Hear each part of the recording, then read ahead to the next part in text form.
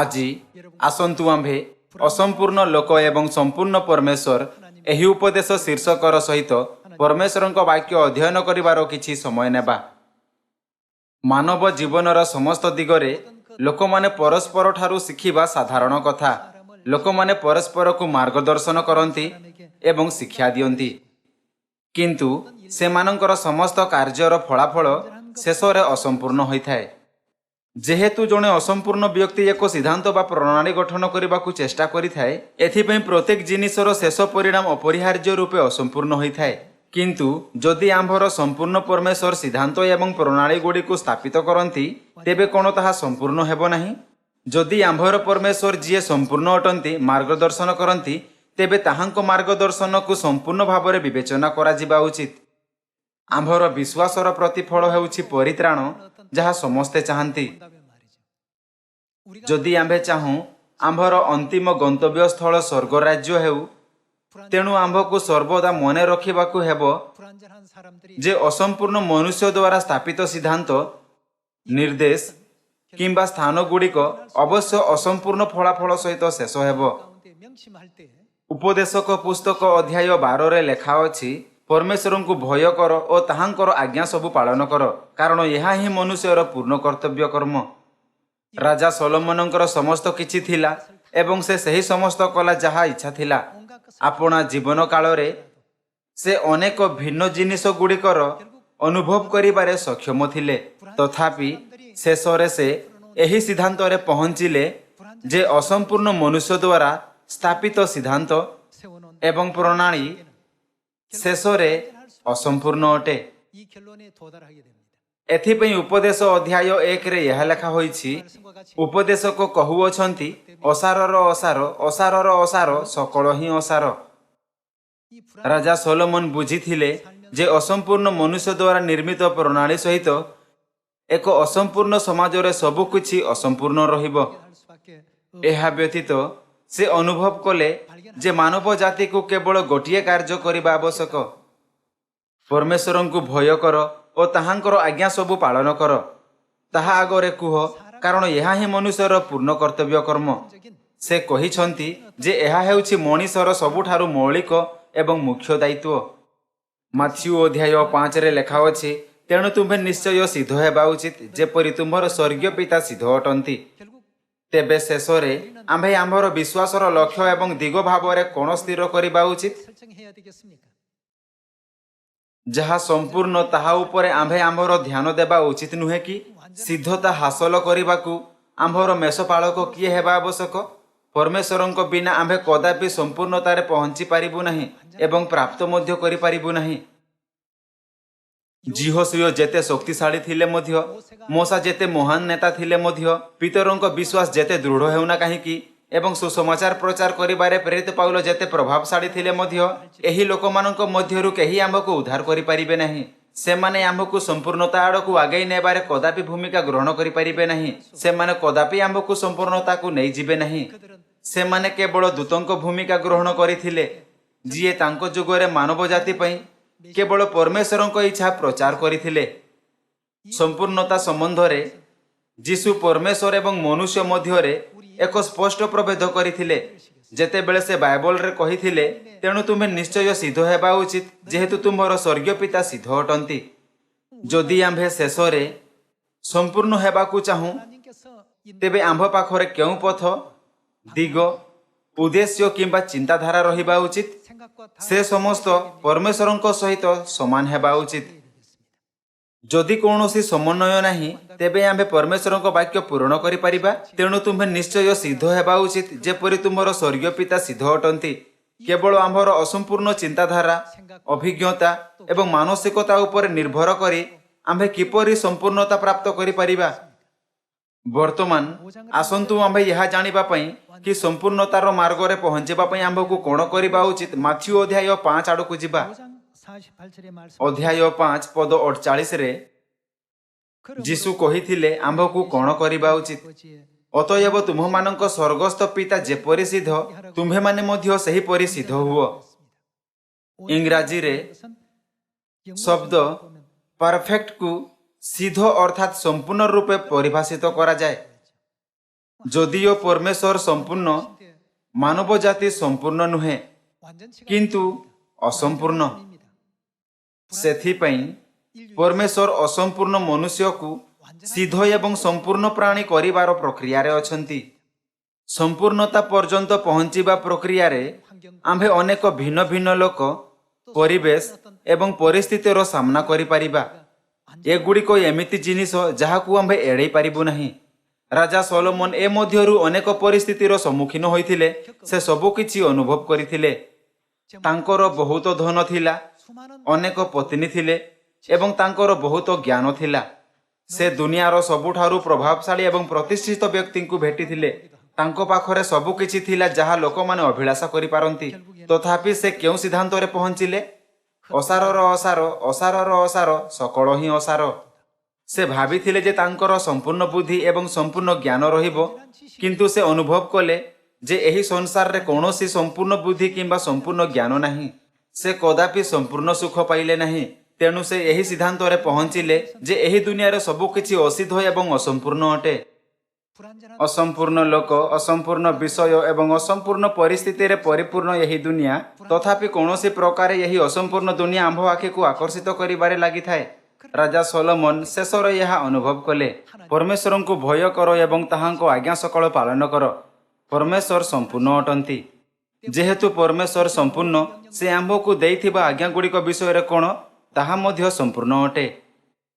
ପରମେଶ୍ୱରଙ୍କ ସମସ୍ତ ଆଜ୍ଞା ମଧ୍ୟ ସମ୍ପୂର୍ଣ୍ଣ ପରିଣାମ ଆଣିବ। ଆମ୍ଭେ ସିଓନର ସନ୍ତାନମାନେ କେବେ ବି ଭୁଲିବା ଉଚିତ ନୁହେଁ ଯେ ପରମେଶ୍ୱର ସର୍ବଦା ଆମ୍ଭ ଆତ୍ମାକୁ ରକ୍ଷା କରିବା ପାଇଁ ଏବଂ ଆମ୍ଭକୁ ସ୍ୱର୍ଗ ରାଜ୍ୟକୁ ନେବା ପାଇଁ ସର୍ବଦା ସର୍ବୋତ୍ତମ ଆଜ୍ଞା ଦିଅନ୍ତି। ପରମେଶ୍ୱର ଆମ୍ଭକୁ ଶିକ୍ଷା ଦିଅନ୍ତି, ତୁମ୍ଭର ସ୍ୱର୍ଗୀୟ ପିତା ଯେପରି ସିଦ୍ଧ, ତୁମ୍ଭେ ମଧ୍ୟ ସିଦ୍ଧ ହୁଅ। ପୁଣି ପରମେଶ୍ୱରଙ୍କ ବାକ୍ୟ ପୂରଣ କରିବାକୁ ଆମ୍ଭକୁ ପ୍ରଥମେ ଯାହା କରିବାକୁ ହେବ, ପୃଥିବୀକୁ ଆସିଥିବା ପରମେଶ୍ୱରଙ୍କୁ ଖୋଜିବା। ଅବଶ୍ୟ ଆମ୍ଭକୁ ତାଙ୍କ ସହିତ ସାକ୍ଷାତ କରିବା ଉଚିତ। ଲୋକମାନେ ହୁଏତ ଭାବିପାରନ୍ତି ଯେ ସୁକରାତ କିମ୍ବା ମାଇକେଲ ଏଞ୍ଜେଲୋ ପରି କିଛି ପ୍ରସିଦ୍ଧ ଏବଂ ମହାନ ବ୍ୟକ୍ତିଙ୍କୁ ଭେଟିବା ଏକ ଗୌରବର ବିଷୟ। ଯଦିଓ ଏହି ଲୋକମାନେ ମହାନ ଥିଲେ, ସେମାନେ କ'ଣ? ସେମାନେ ଅସମ୍ପୂର୍ଣ୍ଣ ପ୍ରାଣୀ। କେବଳ ପାର୍ଥକ୍ୟ ହେଉଛି ଆଜିର ସାଧାରଣ ଲୋକଙ୍କ ଅପେକ୍ଷା ଏହି ଲୋକମାନଙ୍କର ସାମାନ୍ୟ ଭଲ ପ୍ରତିଭା ଥିଲା। ତାଙ୍କ ନିର୍ଦ୍ଦେଶନା କିମ୍ବା ସେମାନଙ୍କ ପରାମର୍ଶ ଦେଇଥିବା ଜୀବନଶୈଳୀ ସହିତ ଆମ୍ଭେ କଦାପି ଏକ ସମ୍ପୂର୍ଣ୍ଣ ଜୀବ ହୋଇପାରିବା ନାହିଁ। ଏଥିପାଇଁ ଏହି ପୃଥିବୀରେ ଜନ୍ମ ହେବା ପରେ ମାନବ ଜାତି ପାଇଁ ସବୁଠାରୁ ଆଶୀର୍ବାଦ ମୁହୂର୍ତ୍ତ ହେଉଛି ଯେତେବେଳେ ସେ ପରମେଶ୍ୱରଙ୍କୁ ଭେଟିଥାଏ। ଯେହେତୁ ଯକ୍ଷୀୟ ଜଣେ କରଗ୍ରାହୀ ଥିଲେ, ଆଜିର ଦିନରେ କର କାର୍ଯ୍ୟାଳୟ ମ୍ୟାନେଜର ଥିଲେ। ସେ ଆର୍ଥିକ ଦୃଷ୍ଟିରୁ ସ୍ଥିର ଥିଲେ, ଯେଉଁଠାରେ ସେ ଅନ୍ୟମାନଙ୍କ ଅପେକ୍ଷା ଅଧିକ ଆରାମରେ ରହୁଥିଲେ। ଏହି ପୃଥିବୀରେ ଶରୀର ଧାରଣ କରି ଆସିଥିବା ପରମେଶ୍ୱରଙ୍କୁ ଭେଟିବା ପରେ ସେ କହିଥିଲେ, ପ୍ରଭୁ, ମୋ ଘରକୁ ଆସିବା ଏକ ବଡ଼ ଆଶୀର୍ବାଦ ବୋଲି ମନେ କରେ। ଆଉ ଯଦି ଅନ୍ୟାୟରେ କାହାରିଠାରୁ କିଛି ନେଇଥାଏ, ତେବେ 4 ଗୁଣରେ ତାହା ଫେରାଇ ଦେଉଅଛି। ପ୍ରଭୁ ମୋ ଘରକୁ ଆସିଛନ୍ତି, ଏହା ମୋ ପାଇଁ ଅତ୍ୟନ୍ତ ସମ୍ମାନର ବିଷୟ। ମୋର ସମ୍ପତ୍ତିର ଅର୍ଦ୍ଧେକ ମୁଁ ଦରିଦ୍ରମାନଙ୍କୁ ଦାନ କରୁଅଛି। ଭାଇ ଓ ଭଉଣୀମାନେ, ଏହି କାହାଣୀ ଗୁଡ଼ିକ ବାଇବଲରେ କାହିଁକି ଲିପିବଦ୍ଧ ହୋଇଛି? ଆମ୍ଭେ ସେଗୁଡ଼ିକୁ ଭଲ ଭାବରେ ବିଚାର ଏବଂ ଚିନ୍ତାଧାରା କରିବା ଉଚିତ ନୁହେଁ କି? ଏହି ଦୁନିଆରେ ବହୁତ ଲୋକ ଅଛନ୍ତି ଯେଉଁମାନଙ୍କ ମହାନ ଅଧିକାର, ବୁଦ୍ଧି, ଜ୍ଞାନ, ଶକ୍ତି ଏବଂ ଧନ ଅଛି। ଆମ୍ଭକୁ ଏପରି ଲୋକ ଘେରି ରହିଛନ୍ତି। ସେମାନେ ସମସ୍ତେ ଏହି ଅସମ୍ପୂର୍ଣ୍ଣ ଦୁନିଆରେ ବାସ କରୁଥାଇ ଆପଣା ଅସମ୍ପୂର୍ଣ୍ଣ କର୍ତ୍ତବ୍ୟ ପାଳନ କରୁଥାଇ କେବଳ ଗୋଟିଏ ପଦବୀ କିମ୍ବା ଶୀର୍ଷକ ସହିତ ବଞ୍ଚୁଛନ୍ତି। ସେ ହେଉଛନ୍ତି ଏକମାତ୍ର ପରମେଶ୍ୱର, ଯିଏ ମାନବ ଜୀବନକୁ ସମ୍ପୂର୍ଣ୍ଣ କରିପାରନ୍ତି ଏବଂ ଆମ୍ଭକୁ ସମ୍ପୂର୍ଣ୍ଣତାର ପଥ ପର୍ଯ୍ୟନ୍ତ ନେତୃତ୍ୱ କରିପାରନ୍ତି। ଜ୍ଞାନୀ ରାଜା ସଲୋମନ ମଧ୍ୟ ଜୀବନର ଶେଷ ଆଡ଼କୁ ଏହି ତଥ୍ୟକୁ ଅନୁଭବ କଲେ। ଏହାର ଅର୍ଥ ହେଉଛି ଯେ ସେ ଶେଷରେ ତାଙ୍କର ସମସ୍ତ ଜ୍ଞାନର ସିଦ୍ଧାନ୍ତରେ ପହଞ୍ଚିଛନ୍ତି। ଆଜି ଆମ୍ଭେମାନେ ଯିଏ ଏଲୋହିମ୍ ପରମେଶ୍ୱର, ପିତା ପରମେଶ୍ୱର ଓ ମାତା ପରମେଶ୍ୱରଙ୍କୁ ଭେଟିଛୁ। ପ୍ରକାଶିତ ବାକ୍ୟ ଅଧ୍ୟାୟ 22 ପଦ 17ରେ ଉଭୟ ଆତ୍ମା ଓ କନ୍ୟା କୁହନ୍ତି, ଆସ। ଯେଉଁମାନେ ପିତା ପରମେଶ୍ୱର ଓ ମାତା ପରମେଶ୍ୱରଙ୍କୁ ଅନୁଭବ କରିଛନ୍ତି, ଯେଉଁମାନେ ସେମାନଙ୍କୁ ଡାକନ୍ତି, ସେମାନେ ହିଁ ସିଦ୍ଧ ଜ୍ଞାନ ହାସଲ କରିଛନ୍ତି। ସେମାନେ ସମ୍ପୂର୍ଣ୍ଣତା ପ୍ରାପ୍ତ କରିବାର ଯୋଗ୍ୟ ଜୀବ ରୂପେ ଉପଯୁକ୍ତ ଅଟନ୍ତି। परमेश्वर मानव जाति को बाइबल 66 पुस्तक को एक महान उपहार भाव देइछंती जहा द्वारा आम्भे परमेश्वर को बुझी एवं चिन्हि पारिबा। जदियो परमेश्वर बाइबल को समस्त मानव जाति को उपहार स्वरूप देइछंती तथापि परमेश्वर इच्छा अनुଯାयी बाइबल अर्थ बुझाइबा पई काहारी पाखरे संपूर्ण ज्ञान नाही। सेथिपई प्रकाशित वाक्य अध्याय 5 रे लेखा अछि, किंतु स्वर्ग मर्त्य कि पाताल रे केही सही पुस्तक फिटेइबाकू कि ताहा प्रति दृष्टि करिबाकू सक्षम हेले नाही। एही कारणरू प्रेरित जोहन अतिशय क्रंदन कले। सेथिरे प्राचीन मानक मध्यरु तांकू कहिले, रोदन करो नाही, देखो जे जिहुदा वंशर सिंह ओ दाऊदंक मूल से पुस्तकर सप्त मुद्रा भांगी ताहा फिटेइबा निमंते विजयी होइछंती। यार अर्थ हेउछि चिंता करो नाही, कारण परमेश्वर बाइबल को सबुदिन पई बंद करिबाकू देबे नाही। लोकंकू यहा विषय रे जणैबा पई से पूरा बाइबल खोलिबे। प्रकाशित वाक्य अध्याय 5 पद 1 कहिथाए, तत्परे मु सिंहासनोपविष्ट व्यक्ति दक्षिण हस्तरे गोटे पुस्तक देखिली, ताहा उभय पार्श्वर लिखित और सप्त मुद्रारे मुद्रांकित। आउ मु जणे पराक्रमी दूतंकु देखिली, से उच्च स्वर घोषणा करी कहूथिले कि यही मुद्रा सबु भांगी पुस्तक फिटेइबाकू योग्य, किंतु स्वर्ग मर्त्य कि पाताल रे केही सही पुस्तक फिटेइबाकू कि ताहा प्रति दृष्टि करिबाकू सक्षम हेले नाही। एहा लेखा अछि जे स्वर्ग रे किंबा पृथ्वी रे किंबा पाताल रे केही सही पुस्तक खोली परिबे नाही। यार अर्थ हेउछि जे परमेश्वर तांक भविष्यद्वक्ता माननकु जहा लेखिबाकू अनुमति दैछंती ताहा देखिबा पई कोनोसी व्यक्ति आंभकु मार्गदर्शन मध्य करि परिबे नाही। यार कारण कोन? कारण से माने समस्त असंपूर्ण। बाइबल परमेश्वरंक द्वारा लिखित। यह कहा द्वारा लेखा जाइथिला? यह भविष्यद्वक्ता माननक द्वारा लिखित। तेणु बाइबल रो मूल लेखक हेउछंती परमेश्वर निजे। माथ्यू अध्याय 5 पद 48 रे लेखा जाइछि जे परमेश्वर सिद्ध अटंती। आंभकु संपूर्ण परित्राण एवं स्वर्ग राज्य आड़कू नेतृत्व करुवा परमेश्वर संपूर्ण ज्ञान बाइबल रे लेखा होइछि। तथापि लोक माने याहाकू केवल एक इतिहास पुस्तक भावरे भाबंती, किंबा याहाकू केवल कविता पुस्तक किंबा प्रार्थना एवं भजन पुस्तक भावरे विवेचना करंती। जेहेतु भविष्यद्वक्ता माने एथिरे लिपिबद्ध करिसंती जे यीशु पृथ्वी रे शरीर रे जहा करिथिले, लोक माने याहाकू अन्य एक जीवनी भावरे विवेचना करि पारंती। लोक माने बाइबल को केवल 5 ग्रंथ परि साहित्यर एक संग्रह बोली विवेचना करंती, जेउथरे आदि पुस्तक, यात्रा पुस्तक, लेव्य पुस्तक, गणना पुस्तक एवं द्वितीय विवरण अंतर्भुक्त। एही समस्त पुस्तक को से माने अत्यंत रहस्यमय बोली विवेचना करंती, किंतु बाइबल रो यही 66 पुस्तक रे परमेश्वर आंभ निमंते संपूर्ण परित्राण पर्यंत शिक्षा को पहुंचाइबा पई संक्षिप्त रे प्रस्तुत करिसंती। जेहेतु ये गुड़िक सही शब्द जहाँ संपूर्ण परमेश्वरंक द्वारा संगृहित एवं लिखित, बाइबल को संपूर्ण विषय सहित एक पुस्तक भाव रे देखा जाय पारे। असंपूर्ण मनीष मानक पई यही सत्यर संपूर्ण शब्दर व्याख्या एवं आविष्कार करबाकू चेष्टा करिवार कोनोसी अर्थ अछि कि नाही, से माने कदापि यहाकू व्याख्या करि परिबे नाही। प्रकाशित वाक्यर पुस्तक अध्याय 5 रेकर्ड करिछि जे स्वर्ग रे, पृथ्वी रे किंबा पाताल रे केही बाइबल को व्याख्या करिबाकू सक्षम नुहंती। एही परिस्थिति रे कोन केही स्वर्ग राज्य रे प्रवेश करि परिबो कि? यह असंभव अटे। केही केबे स्वर्ग रे प्रवेश करि परिबे नहीं। तेणु प्रकाशित वाक्यर पुस्तक कहे जे केवल जणे अछंती जहांको आम्भे मानिबा आवश्यक। जदि आम्भे तांको शिक्षा एवं मार्गदर्शन को अनुसरण करू, तेबे आम्भे आम्भर यात्रार शेष गंतव्य स्थल स्वर्ग राज्य रे पहुंची पारिबा। आम्भे मध्य सिद्ध प्राणी होई पारिबा, जे संपूर्ण परित्राण रे पहुंचीबो, जेपरि लेखा अछि, तुम्हमानक स्वर्गस्थ पिता जेपरि सिद्ध, तुम्हे माने मध्य सेही परि सिद्ध हुओ। आसंतु आम्भे पद 5 सहित जारी रखिबा। यहा कहिथाए, सेथिरे प्राचीन मानक मध्यरु जणे मते कहिले, रोदन करो नाही, देखो जे जिहुदा वंशजात सिंह ओ दाऊदंक मूल से पुस्तकर सप्त मुद्रा भांगी ताहा फिटेइबा निमंते विजयी होइछंती। आपण जेपरि भल भावरे जानिछंती, प्रकाशित वाक्यर पुस्तक प्रथम आगमन जीशुंक स्वर्ग को जीवार प्राय 60 वर्ष परे लेखा जाइथिला। पद 5 रे लेखा अछि, सही पुस्तक खोलिबा पई दाऊदंक मूल विजयी होइछंती। एठारे सही पुस्तक खोलिबा पई विजयी होइछंती रो अर्थ नुहे कि से भविष्यत रे याहाकू संपूर्ण करिवे। तेबे आसंतु देखिबा दाऊदंक मूल किए अटंती।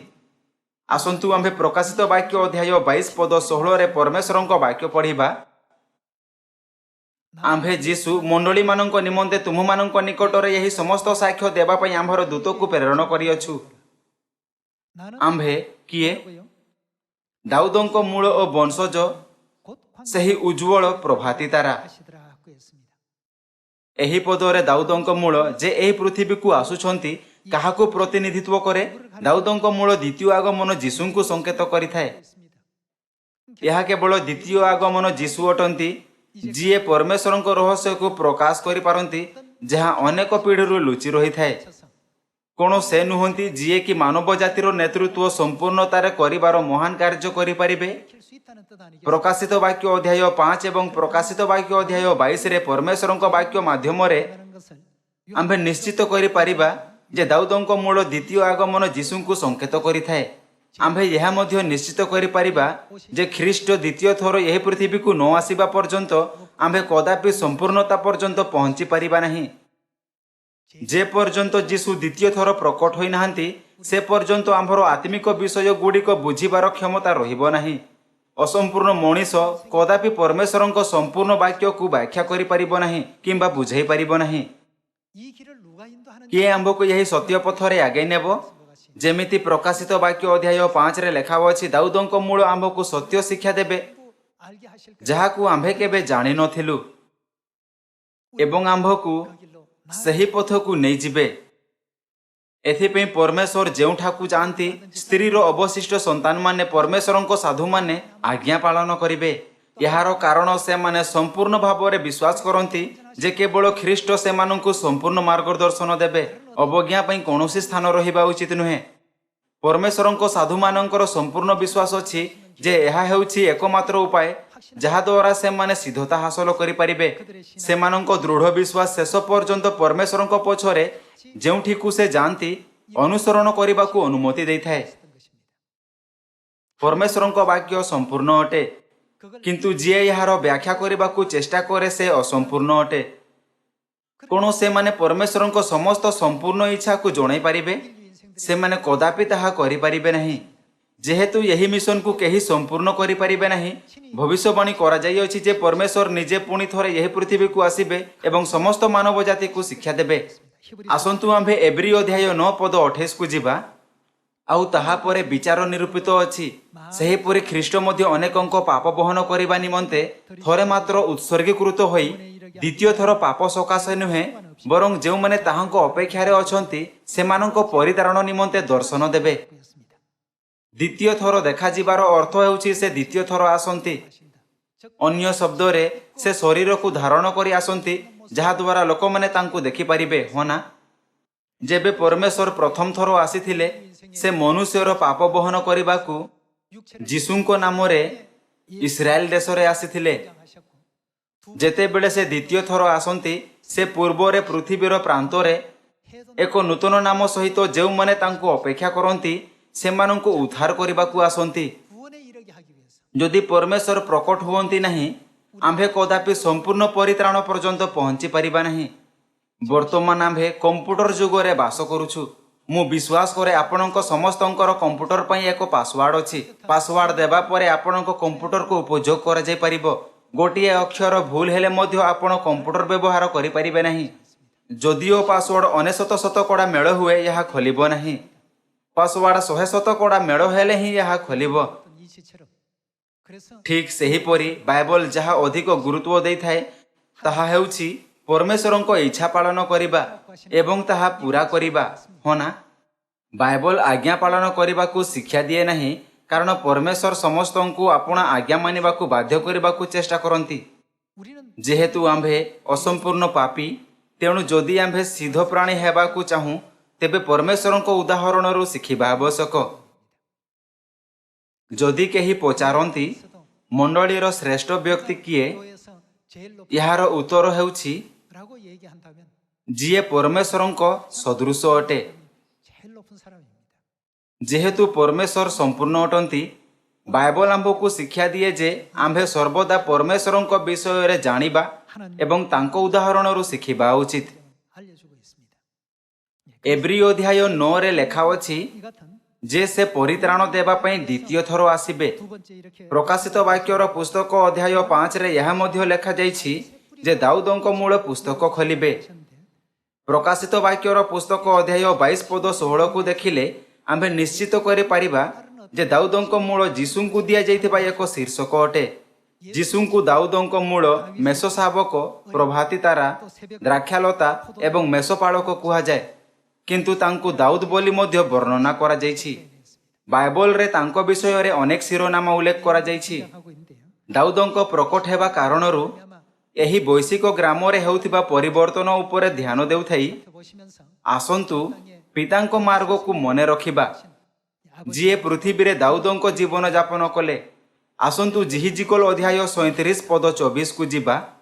इस्राएल रो द्वितीय राजा दाऊदंको मृत्यु परे जिहिजिकलंको पुस्तक प्राय 450 वर्ष परे रेकर्ड करा जायथिला। एही तथ्य को ध्यान रे रखी एही पद को देखिबा द्वारा आम्भे भविष्यवाणीर अर्थ को सहजरे बुझी परिबा। पुणी आम्भर दास दाऊद सेमानंको उपरे राजा हेबे। शारीरिक राजा दाऊदंको मृत्यु 450 वर्ष पूर्वरु होई सारिछि। तथापि जेहेतु वर्णना करा जायछि जे दाऊद सेमानंकर राजा हेबे, जिहिजिकल अध्याय 37 रे लिखित दाऊद इस्राएल रो द्वितीय राजा नुहंती, किंतु भविष्य सूचक राजा दाऊद अटंती। आम्भे यही तथ्य को सहजरे बुझी पारू होना। मोर दास दाऊद सेमानंक राजा हेबे एवं सेमानंकर समस्तंकर गोटिए मेषपालक रहिबे। सेमाने मध्य कोन करिबे? आम्भर शासन पथरे चलिबे ओ आउ कोन करिबे? आम्भर विधि सकल रक्षा करी पालन करिबे। जेतेबेले भविष्य सूचक दाऊद राजा हेबे, तेबे जहा परिवर्तन हेबो जे लोक माने शेषरे परमेश्वरंको नियम मानिबे एवं तांकर नियम पालन करी ताहा अनुसारे चलिबे। असंपूर्ण मानव जाति ताहा धीरे धीरे परमेश्वरंको शिक्षा प्रति जागृत हेबाकु लागिछि। यह जानिबा बिना कि परमेश्वरंको आज्ञा किंबा नियम कोन, से माने भाबंती जे जदि से माने केवल परमेश्वरंको प्रभु प्रभु डाकंती तेबे से माने स्वर्ग को जाई परिबे। जेतेबेले दाऊद भविष्यद्वक्ता यही वैश्विक ग्राम रे देखा जिबे जेउठारे लोक माने यही परि वास करंती, तेबे कोन परिवर्तन हेबो? जेपरि लेखा अछि, जेउ माने दाऊदंको सेमानंकर राजा भावरे सेवा करंती से माने परमेश्वरंको समस्त नियम एवं विधि पालन करिबे। एपरि परिवर्तन घटिबो बोली लेखा जायछि। आसंतु पद 25 सहित जारी रखिबा। आउ आम्भे आपणा दास जाकुब को जेउ देश देई अछु ओ जहि मध्यरे तुममानंको पितृपुरुष गण वास कले सेही देशरे से माने वास करिबे। पुणी से माने अर्थात से माने सेमानंकर संतान माने ओ सेमानंको संतान गणर संतान माने सदा काल तहि मध्यरे वास करिबे। आउ आम्भर दास दाऊद सदा काल सेमानंकर अधिपति हेबे। आहुरी आम्भे सेमानंको सहित शांतिर एक नियम स्थिर करिबा, ताहा सेमानंको सहित चिरकालीन नियम हेबो। पुणी आम्भे सेमानंको बसाइबा ओ बढ़ाइबा ओ सेमानंको मध्यरे सदा काल आम्भे आपणा धर्मधाम स्थापन करिबा। आम्भर आवास मध्य सेमानंको संगरे रहिबो आउ आम्भे सेमानंकर परमेश्वर हेबा ओ सेमाने आम्भर लोक हेबे। आउ जेतेबेले आम्भर धर्मधाम सेमानंको मध्यरे सदा काल रहिबो, सेतेबेले आम्भे जे इस्राएल रो पवित्रकारी सदाप्रभु अटु यहा गोष्ठीय माने जानिबे। दाऊदंको मूल द्वितीय आगमन ख्रीष्ट अटंती, जाहार आगमन विषय रे भविष्यवाणी करा जायथिला। अन्य शब्द रे दाऊदंको मूल परमेश्वर अटंती। केवल परमेश्वर ही यही सब कार्य करि परिबे। एब्री पुस्तक अध्याय 9 अनुଯାयी परमेश्वरंको द्वितीय थर शरीर रे यही पृथ्वी को आसीबार भविष्यवाणी करा जाय अछि। ताहांको आशीर्वाद द्वारा ही यही भविष्यवाणी पूर्ण होई परिबो। से माने मध्य आम्भर शासन पथरे चलिबे ओ आम्भर विधि सकल रक्षा करी पालन करिबे। सेथि पई प्रकाशित वाक्य अध्याय 14 पद 12 रे लेखा होईछि जे परमेश्वरंको साधु माने परमेश्वरंको आज्ञा पालन करिबे। प्रकाशित वाक्य अध्याय 12 पद 17 रे यह मध्य लेखा अछि जे स्त्री रो अवशिष्ट संतान माने परमेश्वरंको आज्ञा पालन करिबे। तापरे सही लोक मानक विषय रे कहिबाकू गले से माने काहाकू ग्रहण कले? से माने परमेश्वरंको ग्रहण करिसंती। यह प्रमाणित होईछि जे से माने जेउठी को मेषपालक जानती ताहांको अनुसरण करंती। यह मध्य प्रमाणित होईछि जे से माने सेठारे अछंती जहा भविष्यवाणीर स्थान अटे, जेउठी आत्मा ओ कन्या से मानंकु डाकुछंती। आसंतु जेरेमिया अध्याय 31 पद 31 को जीवा। सदा प्रभु कहंती, देखो जेउ समय रे आम्भे इस्राएल वंश और जेहुदा वंश सहित एक नूतन नियम स्थापन करिबा, एपरि समय आसु अछि। मिस्र देशरु सेमानंकर पितृपुरुष गण को बाहर करी आनिबा निमंते आम्भे सेमानंकर हस्त धरिबा दिन सेमानंक सहित आम्भर कृत नियम अनुसारे नुहे। सदा प्रभु कहंती, आम्भे सेमानंकर स्वामी हेले हैं, से माने आम्भर सही नियम लंघन कले। मात्र सदा प्रभु कहंती, सही सकल दिनर उतारे आम्भे इस्राएल वंश सहित यही नियम स्थिर करिबा। आम्भे सेमानंक अंतर रे आम्भर व्यवस्था रखिबा और सेमानंक हृदय रे आम्भे ताहा लेखिबा।